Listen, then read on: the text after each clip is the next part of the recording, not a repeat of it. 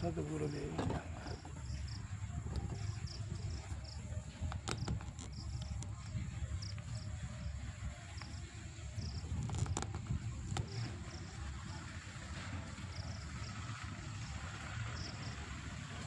बंदों गुरुपद कंज कृपा सिंधु नर रूप हरि महामोहतम पुंज जासु वचन रवि करनि कर।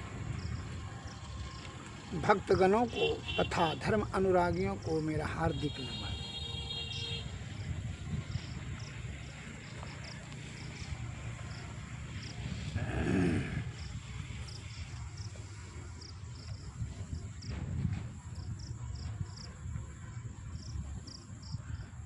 सत्संग योग में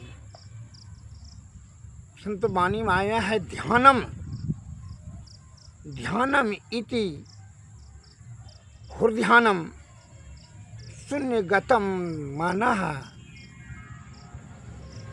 तस्यम ध्यान प्रसादेन सौख्यम मोक्षम नो संशयः।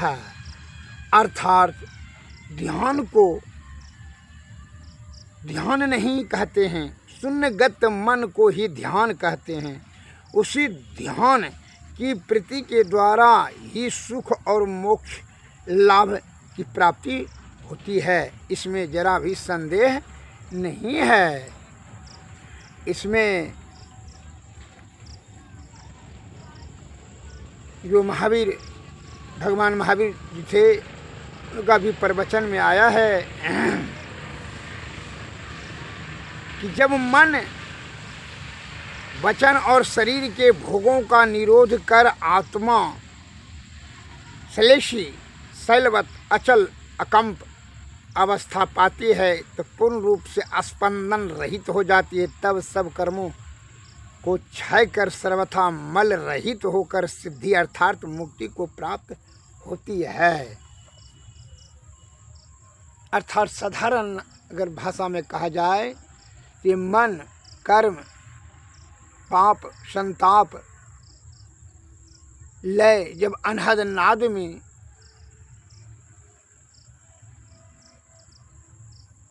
लय जब हो जाता है अर्थात जलकर राख हो जाता है तो वहाँ स्वयं शब्द भू शब्द उत्पन्न होता है जो स्वयं गुंजायमान होता है।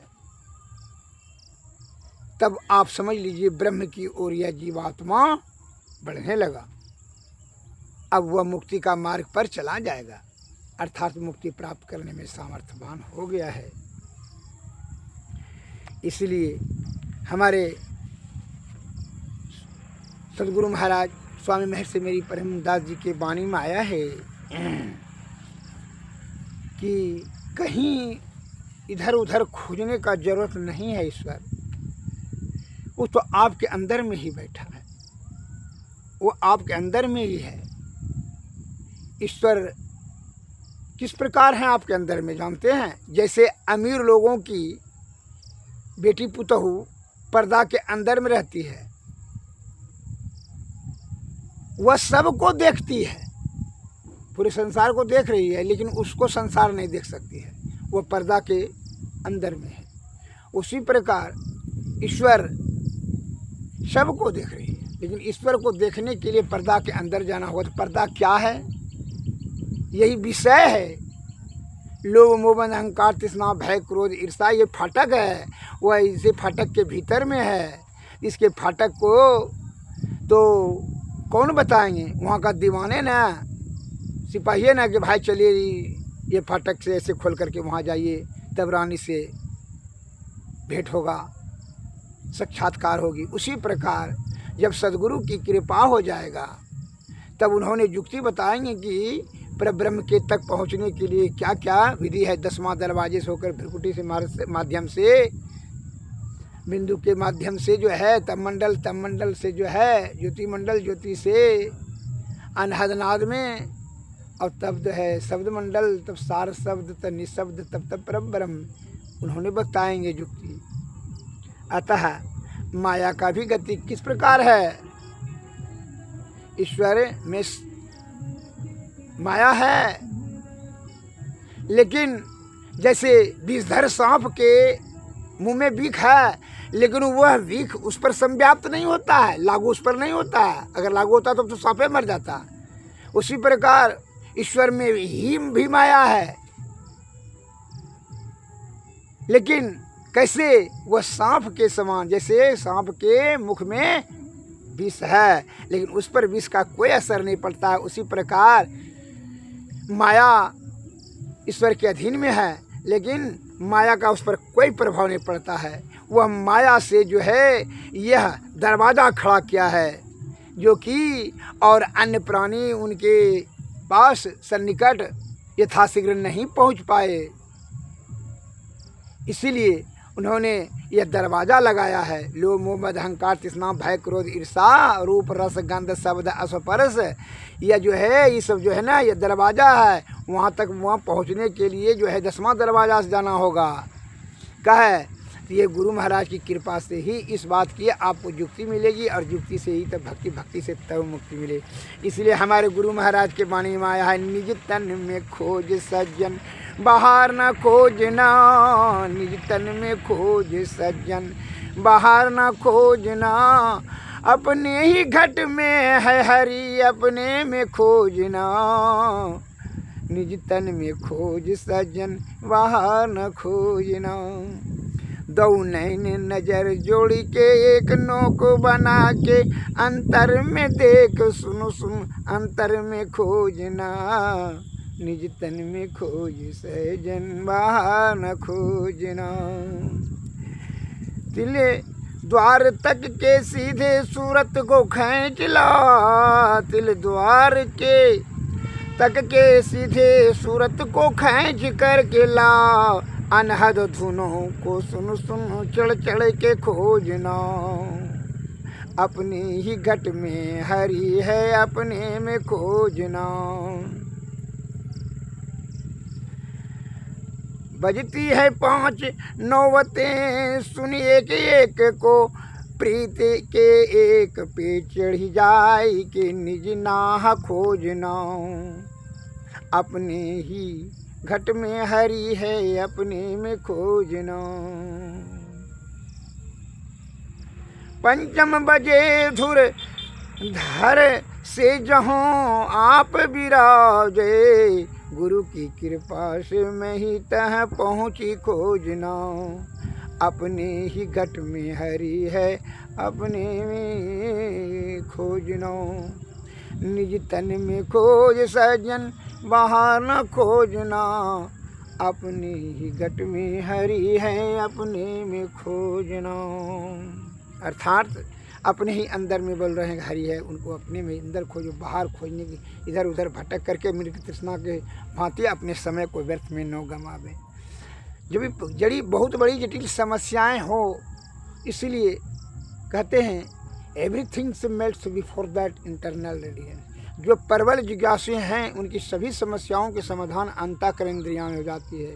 किसी प्रकार की भी समस्याएं हो, आप भीतर में चिंतन मनन करें, विवेकतापूर्ण से विचार कर करके वहीं भीतर में समस्याओं का समाधान मिल जाएगा। जैसे खोजेंगे तब आत्मचिंतन करेंगे तब ना, आप तो चिंता में फंस जाते हैं। मन और अहंकार से आप डिसीजन लेने लगते हैं, चित्त और बुद्धि से आप समझ कर करके अमल कर करके कोई भी कार्य को करने पर सिद्धि प्राप्त होगी। अतः मुमुक्षु को चाहिए, अर्थात मोक्ष प्राप्ति करने की जिनकी इच्छा है उनको चाहिए कि शुद्ध चित्त आत्मा रखें, सादा जीवन रखें, सतोगुण में रहें, सदाचार का पालन करें और सद्गुरु के शरण में जाएं, भजन भक्ति भेद सत्संग भजन करें और कर्म से कर्म करते रहें। कर से हाँ से कर से कर्म करहीं विधि नाना, अचित राखो जहाँ कृपा निधाना।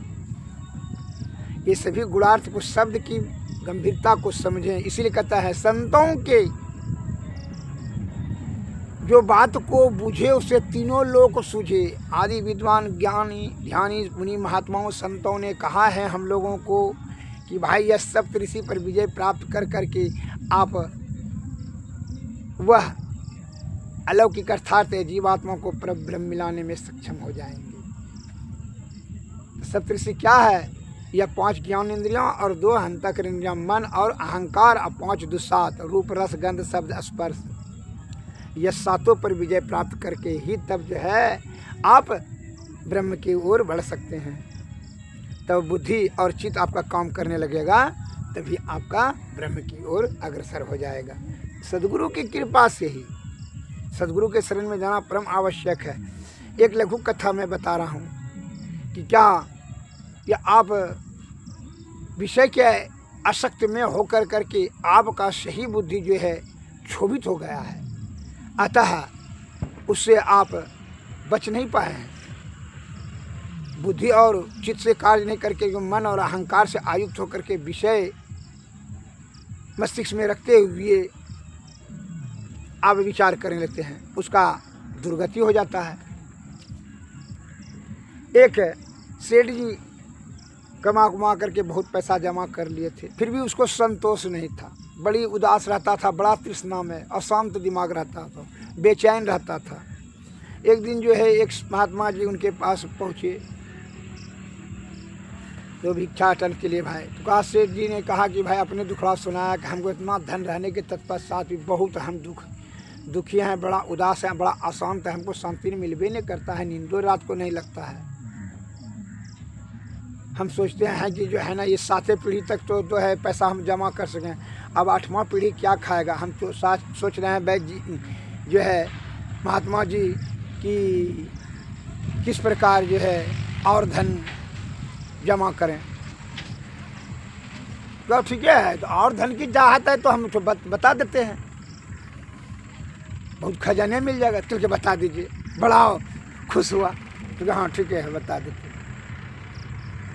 वो गांव के जो है अंतिम में जो है झोपड़ी में सास पुतोहू रहती है, वहीं उसी को पूछेगा, वो झोपड़ी में वाली वो जो है ना उसको पूछेगा, बता देगा खजाना, उसके पास बहुत खजाना है, बस सुखी हो जाइएगा, सवेरे पहुंचिएगा कल। तो ठीक है, क्योंकि कुछ संदेश लेते जाइएगा, क्या खजाना पूछना है ना, खाली हाथ नहीं जाइएगा। क्योंकि हाँ ठीक है महात्मा जी को भोजन वोजन कराया, वो महात्मा जी चले गए। और जो है ये सेठ जी तो रात भर बेचारा खुशी को मारे नींद नहीं लगा, ये जो गया